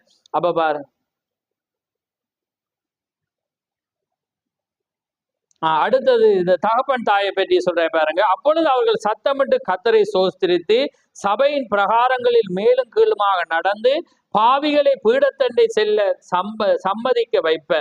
நீங்கள் இதை, அதாவது அவர் சொல்ற ஒரு கிறிஸ்தவ ஆணோ பெண்ணோ இருந்தா அவங்க என்ன செய்வாங்கன்னா ஒவ்வொரு நாளும் ஜெபிப்பாங்க. ஏனென்றா ஜெபிப்பாங்க, ஆண்டவரே இந்த சபை எழுப்பும், இங்க நிறைய பேரை உருவாக்கும். ஏன்னா அவங்க தூணா மாறணும், பாவிய ரட்சியும் ஜெபிக்க அது என்ன செய்யுமாம் என்று தீர்க்க சொல்லி அந்த ஜனங்களை, பாவியா இருக்கிறவங்களை போய் போதகத்தை ஜெபி என்று தள்ளுமா. அந்த பாவத்திலிருந்து விடுதலை ஆக்க அவங்களை என்ன செய்யுமா கொண்டு வரும். அப்பொழுது அவர்கள் சத்தமிட்டு கர்த்தரை சோஸ்தரித்து சபையின் பிரகாரங்களின் மேலும் கீழா நடந்து பாவிகளை பீடத்தண்டை செல்ல சம்மதிக்க வைப்பர். நீங்கள் அதை இனிமேல் எங்கேயும் ஒருபோதும் காண மாட்டீர்கள். அப்ப தீர்க்க சொல்றேன், அதெல்லாம் ஒரு காலத்துல நடந்துச்சு, ஆனா இனி நீங்க எங்கேயும் காண மாட்டீங்க. அதான் சொல்றேன், நான் விசுவாசத்தை காண்பேனோ என்று நான் பார்க்கிற பூமியில் ஒருவனும் இல்லை. நோவாவை போல ஒருவனும் இல்லை, ஆபிரகாமை போல. ஏன்னா நாங்கெல்லாம் இல்லை. ஆனா விசுவாசத்தை காண்ற மாதிரி நாங்க ஒருவரையாவது என அந்த நிலைக்கு நாங்க தாகமுடையவராக இருந்தாதான் அந்த காரியம் வந்து வரும். அதாவது தீர்க்க சொல்றேன், நீங்க இனி ஒருபோதும் அதை காண இயலாதென்று, இனி எங்கும் ஒருபோதும் காண மாட்டீர்கள். அவர்கள் ஒரு எழுப்புதல் நேரத்தில் பண்டைய மாதிரி கொண்ட ஜெப கூட்டங்களை வழக்கமாக வைத்திருப்பார்கள். அது அண்டைய வீட்டில் ஒரு பாவிக்கோ ஒரு பையனுக்கோ அல்லது பெண்ணுக்காகவோ இருந்திருக்கலாம். பண்டைய தாய்மார்களும் தகப்பன்மார்களும் அந்த பிள்ளைகள் மேல் திட நம்பிக்கை வரும் வரையில் ஜெபிப்பார்கள். அவ்வளவு கடினமாக ஜெபிப்பார்கள். அப்பொழுது அவர்கள் பீடத்தண்டையில் தங்களுடைய வழியை சரி செய்து கிறிஸ்துவண்டை வருவார்கள். அப்படி ஜெபிச்சாங்க. ஏண்டா அப்படி இன்னைக்கு ஸ்தாபனத்துல நான் கண்ட அப்படி ஜெபிக்கிறவங்க இருக்கிறாங்க. ஆனா இந்த மெசேஜை பார்த்துதான் தேவன் சொல்றேன், ஏன்னா மற்றவனை சொல்ல மாட்டேன். இதுல இப்ப குறைஞ்சி போகுது. ஏனென்றா இன்னைக்கு ஃபைட்டுக்கு சண்டித்தனத்துக்கு ஏன்னா இன்னைக்கு எதிராக இருந்து நட்புறவு இல்லாம போய் குடும்ப வாழ்க்கை சரியில்லாம வெதுவெதுப்ப எல்லார குடும்பத்தை எடுத்தாலும் அது மேலோட்டமாக பொதுவான மற்றவன் வாழ்ற மாதிரிதான் நாங்க என்ன செய்யறோம், வாழ்றோம். நாங்க என்ன செய்யணும், தேவனுக்குள்ளால ஒரு அன்பை கட்டி எழுப்பி நாங்க என்ன செய்யணும், டைமை கொடுத்து நாங்க ஒருவர் பேசி ஜெப வாழ்க்கை ஏற்படுத்தி ஒருவர் நம்ம கட்டி எழுப்பி ஒருவருக்காக ஒருவர் நம்ம ஜெபித்து நம்ம என்ன செய்யணும், கடந்து போகணும். ஏனென்றா காலம் சீக்கிரமா இருக்கிறது. அதனாலதான் இந்த கடைசி காலத்துல தேவன் நோவாவின் நாட்களில் நடந்தது போல சோதோம், ஏன்னா அங்க 8:3 அவ்வளவு குறி, ஏன்னா அப்படி வாழ கஷ்டம். அதான் அவர் சொல்றதுக்கு இனி இதை காணலாம். ஆனால் நீங்கள் அதை இனி ஒருபோதும் காண மாட்டீர்கள். அது ஆழமற்ற தண்ணீரில் ஓடிக்கொண்டிருக்கிறது போன்று தென்படுகிறது. அது அவ்விதமாக இருக்க வேண்டும் என்பது போல தென்படவில்லை. அப்பொழுதெல்லாம் வழக்கமாக அநேக சபைகள் அவ்வாறு இருந்ததுண்டு. அநேக வருடங்களுக்கு முன்பு அவர்கள் ஒரு சபையில் ஒரு எழுப்புதல் கூட்டம் வைத்தால் அப்பொழுது மற்ற எல்லா சபைகளும் அதற்கு ஒத்துழைப்பை அளிக்கும். அவர்கள் உதவி செய்து மற்றும் தங்களுடைய அங்கத்தினர்களை அனுப்பி மற்ற சபைகளை மூடி ஒரு எழுப்புதல் கூட்டத்தை நடத்தும். எப்படி அழகான வார்த்தை. இன்னைக்கு ஒரு கூட்டம் நடக்குதுண்டா 5-6 பேர் 2-3 பேர் என. ஆனா முதல்ல அப்படியா, ஒரு சபை எழுப்புதல் கூட்டத்தை வைக்கிறேன்னா எல்லா சபையும் என்ன செய்யுமாம், இணைஞ்சு என்ன செய்யும், அந்த இடத்தையே நிரப்பி எல்லாரையும் அந்த போதர்மா நீங்க போங்க, அந்த கூட்டம் நடக்கிற பாகுபாடின்றி கர்த்தரை சேவிக்கிறதாக கருது என்ன செய்வாங்க, பிள்ளைகள் அனுப்புவாங்க. இப்ப பாருங்க, இப்ப டேட்டை போடுறேன்டா கூட தொழில் அண்டுவாங்க, இந்த நாள்ல தான் வியாபாரம் அண்டுவாங்க. ஏன்னா லீவா இருந்தா இதான் ஒரு எழுப்புதல் வைக்கிறதுக்கு ஒரு கூட்டத்தை வைக்க இன்னைக்கு ஆக்களை ஒழுங்குபடுத்த வேண்டியிருக்கு, சபைகளை ஒழுங்குபடுத்த வேண்டியிருக்கு. ஏனண்டா அது எல்லாமே மாறி இப்ப நாங்க இப்ப பதில் சொல்லியே ஆக வேண்டிய ஒரு காலத்துல இருக்கு. ஏனண்டா தேவன் எங்களை அழைச்சதை அவருடைய மேன்மையை அறிவிக்காம அவருக்கு முதலாவது இடத்தை கொடுக்க காரியங்கள். அப்ப இன்றைக்கு ஆக்களுக்கு அந்த போய் நிறைய நான் இந்த ஊழியத்துல நான் கண்டு கொண்டது என்னன்னா, அநேக தவறான போதையினால ஜனங்கள் அவங்களுக்கு அது இலவா இருந்தபடி அது விழுந்துச்சு. அப்ப விழுந்ததால நாங்க இப்ப ஒரு கூட்டங்களை வச்சாலும் அவங்க நினைக்கிறாங்க இந்த காலத்துல அது தேவையில்லை. ஏனென்றா எழுப்புதல் என்பது பரிசுத்த ஆவி, அது அவனை ஆயத்தப்படும். அப்படி ஒரு பிழையான டீச்சிங். அப்ப அதனால நாங்க கூட்டங்கள் வச்சாலும் அவங்க நினைக்கிறாங்க அது ஒரு வேஸ்ட், அதுல யாரையும் மனமாற்றலான்னு நினைக்க. அது உண்மை. ஆனா இருக்கிற நாங்க எங்கட வெளிச்சத்தை காட்டணும்ன்றது அவங்களுக்கு அது விளங்குது. ஏன்னா நான் கண்டதை சொல்றேன், என் அனுபவத்துல எங்க போனாலும் நிறைய பேர் சொன்னா அது இந்த காலம். ஏன்டா இப்ப அவர் வரப்போற, இப்ப மனவாட்டி முன்குறிக்கப்பட்டா, அதனால அவ தேவண்ட கரத்துக்குள் அவ போயிட்டா, அதனால இது அவசியம் இல்லாத அப்படிதான் ஆக்கள் பேசுறான். அப்ப நான் பார்க்கக்குள்ள இங்க இலங்கையில ஒரு 100-200 இருந்தாலும் அந்த அந்த ஒரு சில உண்மையானவர்களை தவிர மிச்ச 90% போதரோட எங்கட போதனை ஒத்து வருது.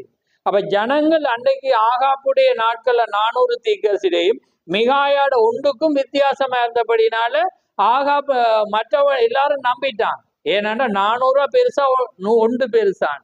அப்ப அதே மாதிரி இன்னைக்கு ஜனங்கள் பார்க்கிறாங்க. நான் அதை பார்க்கிறேன். ஏன்னா அதாலதான் அந்த ஏற்றுக்கொள்ள தன்மை வராம இருக்கு. என்னன்னா அதிக பேருடைய காரியங்கள் அப்படி இருக்கு. அப்ப அதனால நாங்க எதை வச்சாலும் அது இது இல்லை, தேவையில்லை, இது ஒரு வேஸ்ட். ஏன்னா இன்னைக்கு எங்களுக்குள்ள தேவன் வந்துட்டு அவர் தான் ஆயத்தப்படுத்துறாரு. அது சரியாக இருந்தாலும் அவர் இதை எப்படி எங்களுக்கு சொல்லி தரேன். ஆமே. ஏனென்றா தேவன் தேவனுக்குள்ளால நாங்க ஆராதிச்சு நாங்க ஐக்கியங்களை வச்சு நாம கடந்து போகணும்ன்றது சிஸ்டமா இருக்கு. அதை கடைசி மட்டும் திகழ்ச்சி நிறைவேற்றி கடந்து போனேன். அப்ப அவங்க காலத்தை வச்சா கூட அது பொருந்தாது. முன்னுக்கு சொன்னாங்க அவர் அப்போ வச்சிருந்த, ஆனா 63க்கு பிறகும் அவர் ஆப்போஜனம் வைக்கிறார், அதுக்கு பிறகும் எழுப்புதல் வைக்கிறார், எல்லாமே வைக்கிறார், அதை கூட அவர் அறிவிக்கிறார். அப்ப ஏனென்றா அந்த ஜனங்களுக்கு அந்த சிஸ்டத்துக்கு ஏற்ற மாதிரி அந்த போதனை வரக்குள்ள அவங்க நினைக்கிறாங்க இது வேஸ்ட். ஏன்னா அது முன்குறிக்கப்பட்டபடி வார்த்தை சரிதான், ஆனா அவர் அப்படிதான் அதுக்கு அர்த்தம் என்றது அல்ல. ஆமே. பாருங்க, அதான் பாருங்க எவ்வளவு அழகாக பார்த்த 36வது பந்தியில் அநேக சபைகள் அப்படி ஒன்றிணைஞ்சு அவங்க செய்வாங்க. ஆனா அது இப்ப இல்லை. ரைட். பாருங்க, இப்பொழுது என்ன சம்பவித்துள்ளது, அதை குறித்து நீங்கள் என்ன செய்ய போகிறீர்கள்? அது அப்படியே ஜீவனுள்ள தேவனுடைய வார்த்தையை நிறைவேற்றி கொண்டிருக்கிறதா இருக்கிறது. அது 2 நிலைகளை சுட்டி காண்பிக்கிறது. அவைகள் ஒன்று காலம் முடிவடைந்து கொண்டிருக்கிறது, மற்றொன்று கர்த்தராகிய இயேசு கிறிஸ்துவின் வருகையானது அங்கே வருகிறதை காண்பிக்கிறது. ஏனென்றால் பரிசுத்த ஆவியானவர் உறுதியாக உரைத்துள்ளபடி கடைசி நாட்களில் சபைகள் துணிகரமுள்ளவராயும் இருமாப்புள்ளவர்களாயும் வேத பிரியராயிராமல் சுகபயோக பிரியராயும் இணங்காதவளாயும் அவதூறு செய்கிறவளாயும் இச்சடக்கம் இல்லாதவளாயும் நல்லோரை பகைக்கிறவளாயும் இருப்பார்கள் என்று கூறியுள்ளது. ஆகையால் அப்படிப்பட்ட காரியங்கள் இருக்கும் என்று வேதமானது முன்னறிவித்திருக்குமானால் நாம் அப்படி அது சம்பவிப்பதை தவிர வேறொரு காரியத்தை நாங்க என்ன செய்யலாம் எதிர்பார்க்கிறோம். அதனாலதான் நடக்கும். அதனால எல்லாமே நல்லதா இருக்குமென்னு நாங்க எதிர்பார்க்கிறோம். ஏன்னா அப்படி துணிகர் இன்னைக்கு சபைகள் எப்படியாம் துணிகர் உள்ளவாள் வேத பிரியராயிராமல் சுகபோக. அப்ப அதாவது என்ன, தேவண்ட காரியத்துல பிரியமா இல்லாம நாங்க இப்படி வாழணும், இப்படி உடுத்தோணும், இப்படி நாங்க அங்க போகணும், இங்க போகணும், நாங்க அங்க போகணும், சுற்றி திரியணும், அதுகளுக்கு நாங்க என்ன செய்யறோம்டா காலத்தை கொடுத்து அதுக்கு நாங்க மினக்கட்டு எல்லாம் போயிட்டு இங்க தேவண்ட காரியங்களுக்கு நாங்க என்ன செய்யறோம்டா சுகபோகமா நாங்க என்ன செய்யறோம் வாழ்கிறோம். அதே நேரம் வேத பிரியராயிராமல் சுகபோக பிரியம். அப்ப தேவண்ட காரியத்துலதான் நாங்க என்ன செய்யணும், பிரியமா இருக்கணும். இன்னைக்கு தேசத்துக்கூடாக சென்று நம்முடைய தேசங்களின் விசுவாசமாயிருக்கிற கொஞ்சம் கைப்படி உள்ள விசுவாசத்தை கண்டுபிடி. கொஞ்சம் கைப்படி தான் இருக்கு, ஏன்னா அதை தான் நாங்க கண்டுபிடிக்கோம். உண்மையாகவே இயேசு கிறிஸ்து ஜீவிக்கிறார் என்று விசுவாசிக்கிற உண்மையான விசுவாசிகளை நாம் பொறுப்படுத்தி கூறுகிறேன். பாருங்கள், அவர்கள் சபையை ஒரு விக்கிரமாக வைத்து விட்டனர். நாம் கடந்த சில தினங்களில் நம்முடைய போதனையில் அதனூடாக பார்த்து வந்திருக்கிறோம். நாம் அதை கத்தோலிக்க சபையில் மேலும் அவருடைய விக்கிரங்கள் மேலும் சபையின் அருகிலே கடந்து செல்லும் போது அதுக்கு பணிந்து வணங்குவதன் பேரிலும் பழி சுமத்துகிறோம். அதே நேரம் பிரஸ்டாண்டுகள் அதே போன்று அவ்வளவு மோசமாயிருக்கிறார்கள். அவர்கள் வெறுமனே எப்பொழுதும் ஒரு முறை சபைக்கு செல்கிறார்கள். அப்படியாக அவர்கள் சிலர் வருடத்துக்கு ஒரு முறை செல்லுகிறார்கள், சில பேர் ஈஸ்டருக்கு செய்தார்கள். அண்மையில் நகரத்தில் இங்கே ஒரு ஊழியக்காரன் இந்த கருத்து குறிப்பை கூறினது நான் கேள்விப்பட்டேன். நான் என்னுடைய எல்லா ஜனங்களுக்கும் ஈஸ்டர் காலை என்று ஒரு மகிழ்வார்ந்த கிறிஸ்துமஸ் என்று கூறினேன் என்றார். ஏனென்றால் நான் அவர்களை இனி மேல் கிறிஸ்துமஸ் இல்லை, அடுத்த ஈஸ்டர் வரையும் காண மாட்டேன், எனவே மகிழ்வார்ந்த கிறிஸ்துமஸ் என்றாராம். அதாவது என்ன ஜோக்கண்டா, ஈஸ்டர் அண்டு அந்த அவர் அந்த ஜனங்களை பார்த்து ஹாப்பி கிறிஸ்துமஸ் என்றார், உங்களுக்கு கிறிஸ்துமஸ் வாழ்த்துக்கள். ஏனண்டா இனி அடுத்த ஈஸ்டருக்கு தான் வருவாங்களா சேர்ச்சிக்கு. அப்ப இனி இடையில காணையிலாதன்றதுக்கா கிறிஸ்துமஸ் வாழ்த்தையே சொல்லிட்டு போயிரு. நாங்க முதல் சொல்லுவோம், நாங்க அட்வான்ஸ் விஷஸ் அண்டு அடுத்த நாள் வரமாட்டேன், உங்களை பார்த்தபடியே உங்களோட வீட்டை நாளைக்கு வரமாட்டேன், இந்த அங்க விஷ் பண்ணணும், அப்படிதான் நாங்க இப்ப நட்புறவு இருக்குது. அப்ப அதனால அதே மாதிரி என்ன நடக்குதுன்றா இவங்க செய்கிறேர் என்று தீக்கர் சொல்லுகிறார். அப்ப அது மாதிரி எங்களோட கிறிஸ்தவ வாழ்க்கையானது கடந்து போய் கொண்டிருக்கிறத நாங்க ஆனா எங்களுக்குள்ள பரிசுத்த ஆவி வரும், வந்தா நட்புறவு வரும், ஏன்னா எல்லாமே ஆட்டோமேட்டிக்கா வந்துடும். ஆமே, நிறைவா யாரும் எங்களுக்கு சொல்ல தேவையில்லை, அது தானா என்ன செய்யும் நாங்க அப்பயே நீங்க கேட்கல, ஏன் இப்ப சொல்றீங்கடா தீகசிட்டே தீகசி அப்படின்ற ஏன் நாங்க வாரமாண்டு நீங்க சொல்ல வராம இருக்க சொல்றேன். அது வீசப்படும். ஆமே, எல்லாருக்கும் அது வீசப்படும். வலையானது கடல்ல வீசப்படுற பொழுது போதனையானது சொல்லப்படணும். ஆனா பரிசுத்த ஆவி பிதாவானவர் ஒருவனை இழுக்காமல் அவ யாரும் என்னிடத்துல என்ன செய்யலாதாம், வரையலாது என்று சொல்றேன். ரைட். அப்ப அப்படி காரியம். ரைட்.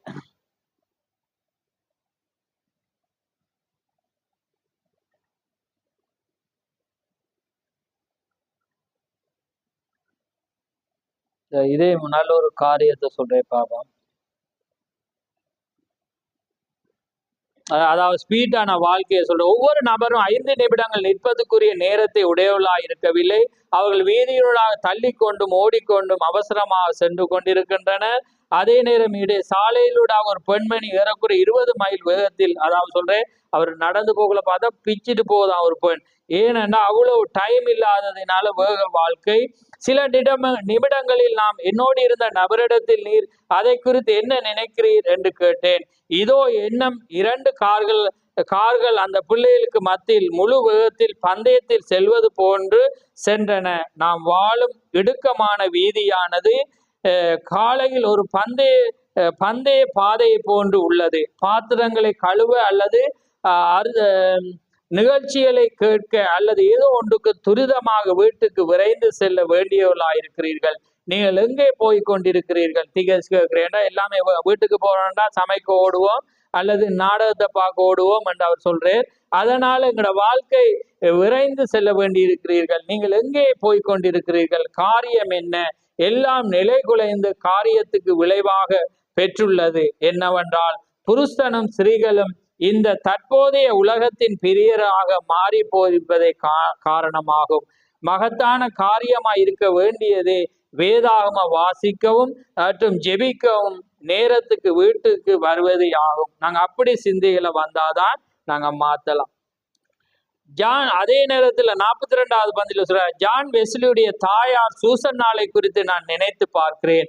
அவள் 17 பிள்ளைகளை தாயாக இருந்தாள். அதாவது வெஸ்லியுடைய அப்ப பாருங்க இருந்தால் அவள் ஜெபத்தில் செலவழிக்க வேண்டிய நேரத்தை நான் எண்ணி பார்க்கிறேன். அது ஒவ்வொரு நாளும் ஜெபத்தில் 2 அல்லது 3 மணி நேரம் செலவழித்ததே ஆகும். 17 பிள்ளைகளையும் வளர்த்த தாய். அவர்கள் ஒருவர் உலகத்தினுடைய மகத்தான பிரசங்கிகளில் ஒருவராய் கொண்டு வரப்பட்டார். அதுதான் ஜோன் வெஸ்லி. மற்றொருவர் அந்நாளில் மகத்தான பாடல் எழுத்தாளர்கள் ஒருவராய் விளங்கினார். அது சார்ல்ஸ். அவர்களும் நான் அவர்களுக்குரியதாக. ஏனென்றால் அவள் தேவனை சேவிக்க நேரத்தை எடுத்து கொண்டாலே அன்றி உலகத்தின் காரியங்களில் வீணாய் காலத்தை செலவழிக்கவில்லை. அப்ப பாருங்க, அந்த சூசன்னாள், அதாவது வெஸ்லியுடைய தாயார் 17 பிள்ளைகளை அவள் வளர்த்தாலும் அவள் தான் 3 மணி நேரம் ஜெபிப்பாள். ஏன்னா அவளோட ஜெபத்துக்கு குறைவே இல்லாம ஜெபித்தபடினாலதான் அதுல குடும்பத்தில் ஒரு மனிதனாக தேவன் ஒரு மகத்தான ஒரு ஊழியக்காரன் அவர் கொண்டு வந்தார் என்று தீகோஸ். அதே நேரம் பாடல், கிறிஸ்தவ பாடல்கள் எழுதத்தக்கதாக அவர் மனிதனை எழுப்பினார் என்றும் தேவன் அங்கே தீகோஸ் சொல்கிறதை நாங்க பார்க்கிறோம். ஏனென்றால் அவள் அந்த வண்ணமாக வாழ்ந்தாள். நாம் நம்முடைய தேசத்தின், நம்முடைய அஸ்திபாரம், நம்முடைய வீட்டின் அஸ்திபாரம், நம்முடைய சபையின் அஸ்திபாரம் முழங்குவதை நாம் கண்ட பின்னர் நாம் என்ன செய்ய முடியும்? இப்போ அது சொல்ல முழங்குதான். இப்ப வீட்டின் சபையிட எல்லாமே குழப்பமாயிட்டு, ஏன்னா சபையிட நிலையை பார்த்து எங்களோட குடும்ப வாழ்க்கை அப்படி எல்லாமே என்ன செய்யறது? நம்முடைய அஸ்திவாரம் எல்லாமே இடிந்த நிலையில் இருக்கிறது. நாம் என்ன செய்யறோம்? நம்மால் என்ன செய்ய முடியும்? அப்படியானால் நான் இதை கூற விரும்புகிறேன். உலகத்திற்கு எதிரொலிக்கக்கூடிய ஒரே ஒரு சத்தத்தை நான் உடையவனாயிருந்தால் நலமாயிருக்கும். நாம் ஒரு திடமான அஸ்திபாரத்தை விட்டுவிட்டோம். அது தேவனுடைய ஆசீர்வதிக்கப்பட்ட பரிசுத்த வார்த்தை வேதமாய் உள்ளது. வானமும் பூமியும் ஒளிந்து போனாலும் அது தேவனுடைய வார்த்தை ஒளிந்து போவதில்லை. இந்த கல்லின் மேல் என் சபையை கட்டுவேன். ஆமேன். அப்ப அதனால இன்னைக்கு எங்களோட குடும்ப வாழ்க்கை ஒரு அஸ்திபாரம் இல்லாம இருக்கிறது. அதே நேரம் சபையினுடைய வாழ்க்கை அந்த நிலையில் இருக்கிறது. எங்களுடைய நெறிமுறைகள் இருக்கிறது காரணம் இதுதான். அப்படியானால் நாங்க என்னத்தை செய்யணும்? தேவனுடைய வார்த்தையின் பேரில நாங்க திருப்பப்பட வேணும். அது மாத்திரம்தான் எங்களுக்கு உறுதியான அஸ்திபாரத்தை கொடுக்க முடியும். அதனால கர்த்தர் தாமே இப்ப நான் வாசிச்சது 41 மட்டும்தான். அப்படியாண்டா இந்த இது மட்டும்தான். இந்தியாவில எல்லாமே செய்யல எல்லாமே இருக்கு. ஆனா கத்தருக்கு சித்தமானா இதுல நம்ம மற்றதுக்கெல்லாம் பார்த்துட்டு நான் சொல்றேன்னா இதை நாங்க பாட்டுவா போடுவோம். ஏனண்டா நிறைய காரியங்கள் இருக்கிறது. அதனால கத்த தாமே உங்களை ஆசீர்வதிப்பாராக. அதனால நாங்க மறுபடியும் தேவனுடைய வார்த்தைக்கு திரும்புவோம். அவர் ஒருவரே எங்களை மாற்ற கூடியவர். அதனால நாங்க யாவரும் எழுந்திருந்து கண்களை நாங்க மூடுவோம். நன்றி ஆண்டவரே, நன்றி கதாவே, உமக்கு ஸ்தோத்திரம் ஸ்தோத்திரம் ஆண்டவரே, சர்வலவரே, கொடான கொடி ஸ்தோத்திரம் அப்பா பிதாவே, உமக்கு ஸ்தோத்திரம் ஸ்தோத்திரம். மகா பரிசுத்தமுள்ள பிதாவே, இந்த மகிமையான நேரத்துக்காக உமக்கு ஸ்தோத்திரம். ஆம் கதாவே, இந்த மகிமையான நேரத்திலே உம்முடைய கிருபையினாலே ஒரு அழகான ஒரு செய்தியை நாங்கள் பார்த்து எங்களுடைய தற்போதைய கட்டம் என்னவாக இருக்கிறது என்பதை நாங்கள் ஆராய்ந்து பார்க்க நீர் எங்களோடு பேசி நம்முடைய வார்த்தைக்காக உமக்கு ஸ்தோத்திரம். ஆம் கர்த்தாவே, இதிலே நாங்கள் யாவரும் குற்றவாளிகளாயிருக்கிறோம். ஏனென்றால் நாங்கள் அந்த காரியத்திலே எங்களுடைய காரியங்களை நாங்கள் அந்த வண்ணமாக அமைக்காமல் நாங்கள் மற்ற காரியங்களிலே நாங்கள் எடுத்த ஆண்டவரை அந்த அடிச்சுவடானது இன்றைக்கு இந்த நிலையிலே எங்களை கொண்டு வந்திருக்கிறது. ஆனாலும் நாங்கள் மீண்டு எழும்புவோம். நீதிமான் 7 தரம் விழுந்தாலும் அவன் எழுந்திருப்பான் என்ற வண்ணமாக இந்த கடைசி காலத்திலே நீர் ஒரு சத்தத்தை அனுப்பி கத்தாவே, உம்முடைய வார்த்தையை அனுப்பி எங்களை நீர் திருப்பி வார கிருபைக்காக கோடான கொடி ஸ்தோத்திரம். எங்களை ஆசீர்வதியும். இன்னும் அதிகமாய் உம்முடைய வார்த்தைக்குள்ளாக எங்களை திருப்பி இன்னும் அதிகமாய் நாங்கள் ஒவ்வொருவரும் உம்முடைய பாதையிலே செல்ல நீர் கிருபை செய்யும். வந்த ஒவ்வொரு பிள்ளைகளை ஆசீர்வதியும். வராத ஒவ்வொருவரோடும் உம்முடைய இரக்கம் கூட இருக்கட்டும். யாவை உம்முடைய கரத்திலே தாழ்த்தி இயேசு கிறிஸ்து நாமத்தில் கேட்கிறோம். ஆமென் ஆமென். என் ஆத்துமாவே கர்த்தரை ஸ்தோத்திரி, என் முழு உள்ளமே அவருடைய பரிசுநாமத்தை ஸ்தோத்திரி. என் ஆத்துமாவே கர்த்தரை ஸ்தோத்திரி, அவர் செய்த சகல உபகாரங்களையும் மறவாதே. ஆமென் ஆமென். கர்த்தர் தாமே உங்கள் ஒவ்வொருவரையும் ஆசீர்வதிப்பார்.